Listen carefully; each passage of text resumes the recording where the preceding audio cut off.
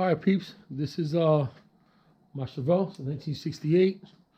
I had a Grand National motor in there when I first got it. Decided that I wanted a real Grand National, so I picked that up. Once I picked up Grand National, I took the motor out of here. I put it into the Grand National, and that car is done. And I'm back to having a motorless car in the Chevelle. Anyway, so I got to do some work to it. The car was restored and painted back in 2006, and I drove the shit out of it. But salt air from where I live at got the best of it. I mean, this is just all salt. You see the shiny stuff. It's not that elusive barn dust that everybody seems to pay a lot of money for. This is the salt air that nobody wants to pay a lot of money for. That's all. So another restoration is in order, which it is gonna get it. But for right now, I'm gonna do the front half.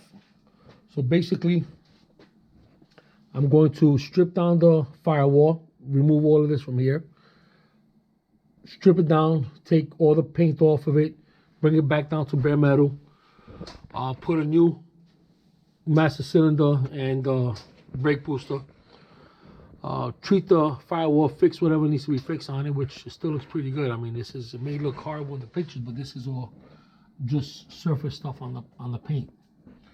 No rust holes, no rot. This was all Pour 15 on the bottom side, and I'll take some pictures of that later on. Anyway, so I'm going to fix this up and paint it. I don't know if I'm going to use this hole again. This is where I had my harness on the Buick. When I had the Buick engine in here, my harness was going in through there. I might redo that, bring it in from the side, from the bottom. I'm not sure what yet.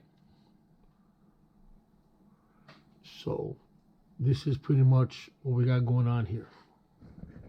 So the plan is, like I said, paint this. I don't know what color I'm going to paint it yet. The car is going to stay white. My daughter doesn't want me to change the color on the car, so it's going to stay white. So I'm undecided if I want the firewall also painted white to match the body. Like, you know, the new cars now, they're all the same color. I was thinking of doing that. This is just a protective coating I put on here. This is going to get stripped out and redone. Probably going to paint it all white. I'm not sure. I was thinking maybe satin black, the way I think the Chevelles came, or the chassis black, or whatever it is they used back in those days. Line lock, I'm going to redo my brake distribution block proportioning valve. I'm going to move it out of the chassis there, and I'm going to bring it up to this spot right here, right underneath the master cylinder.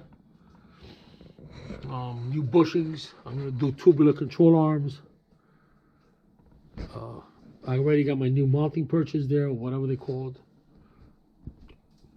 I'm going to take that back out. I'm going to strip all this over again now that I got the car in the garage, or actually the shed.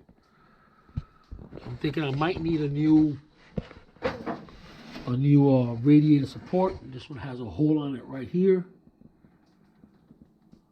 so I'm not sure if I'm going to fix that or I'm just going to replace it. I might get lazy and just replace it. Not 100% sure what I'm going to do with that. The gearbox was rebuilt when I put it on, you know, whatever it is, 15 years ago. And it only has about maybe 10,000, 15,000 miles on it. So let's say 15, let's say under 20,000 miles. So I'm not so worried about the gearbox. It's obviously you don't see any leaks on the bottom. So that's the story here. I'm thinking maybe I'm undecided between a single turbo or twin turbo. Twin turbo is more of a ooh-ah effect versus the single turbo. Just adds more complication and money to the project. So that's pretty much it. The hood is not bad. This is all surface rust, no rot on it. I have to again clean all this back up. This is a contraption that I had on it. My hood latch. Yeah, this is just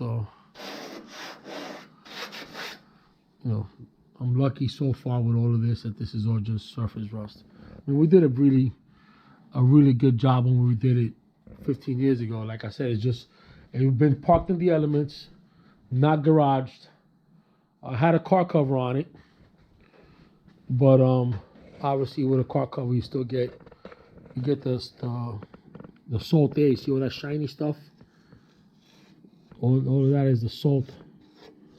You get all the salt there blowing on it and through the car cover, and it takes its toll on the cars.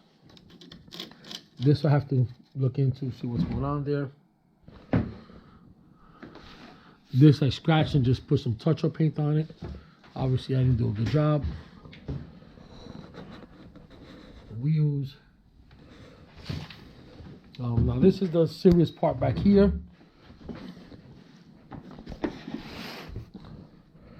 This is the serious part. I'm gonna have to probably redo this channel here with a new piece of metal, or maybe redo this whole part.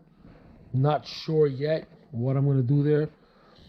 I've been really considering putting drain holes underneath the trim.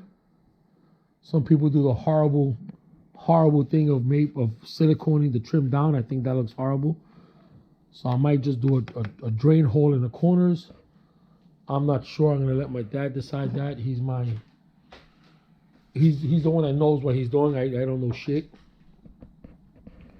I just know how to break cars and beat on them. So this is pretty much it. This dent here, I think a week after the car was painted, a tree limb fell on it over by my house. Pretty much it. So this is what's happening here. This is the interior, which I have all the parts. It's a complete interior. The dashboard is in the trunk most likely, but I have everything there. This is more parts. I usually just start hoarding parts and then get to it. These are the styrofoam seats that I have on the car. They are not fat guy friendly. I lost some weight. I gained some weight. So I think I'm gonna move over to different car seats. That's a Capri seat. I'm considering going with those seats. I just have to get another one now. That's most likely what I'm gonna be doing. So this is my little project here. Keep me busy, keep me out of trouble. Hopefully.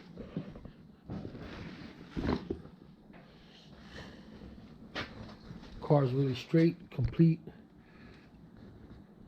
For such a long history on this car, I don't think this car has ever been hit. The floorboards are still solid. The trunk is still solid. Rocker panels are still I mean, it's really the normal spots. The fender has a spot down here. That was done, but that came right back. The door skins are not so bad.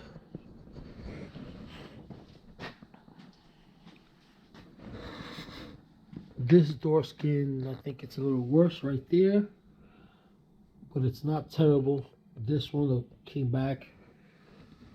This is something I screwed up. My dad told me to leave it alone, but of course I didn't listen to him. And this has been like that since we did the car. I forgot what I did there. I did some stupid shit. And he yelled at me for it. And, he said, because you want to think you know what you're doing, we're not fixing it. We're leaving it just like that. You deal with it. And I dealt with it. So hopefully we'll get that done this time around. And I'll actually listen to him.